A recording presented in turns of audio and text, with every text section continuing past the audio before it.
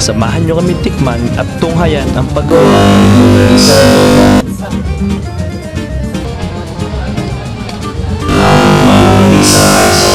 Filipino pork sausage na nagmula pa sa Lokban, Quezon Province. Andito nga tayo sa Dennis Meat Products upang tikman ang pinagmamalaki nilang longganisa at pancit hapab. Lokban longganisa has a garlicky taste and you can find the locals hanging them outside their houses.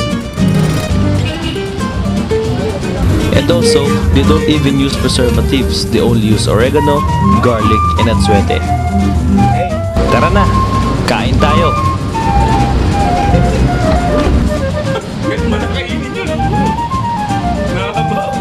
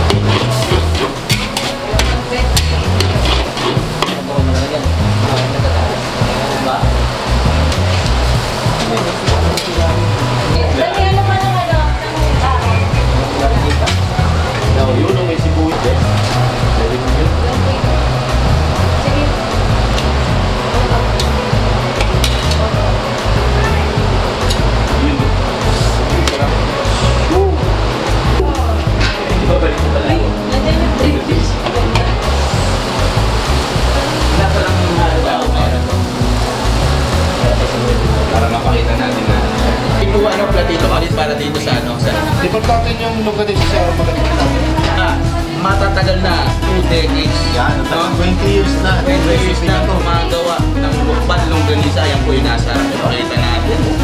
Hey, by the way, ang Denise Pulisabas po na kainan at mga nagtitinda ng lukban longganisa. Tapos meron silang napaka sarap na tawag nila marikit. Yan, malikit na supa. Ito po yung ginagamit sa pansit.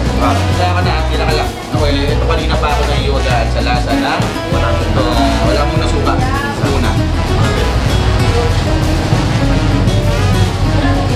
Ang lasa niya, malaki ba? Paibahan niya sa bigan, maalat yung bigan eh, no? Ito maalat. Ito walang masarap yun, ang masasabi ko. Ang tradisyon tayo, Kaya, tradisyon. yan ma'am. Look at the steam. Yan ang tamang Napaka-steamy. pagkain ito sa lukban, ganito. Yeah. Ako, mga mainit ito ba yan? Mainit dito, pawis na kami, mainit po sa Quezon. Nandito tayo ngayon sa Lupal Quezon, by the way, ha? Mahiyan pala dito. Tayo pa kasi, tayo naman yan. Happy Fiesta,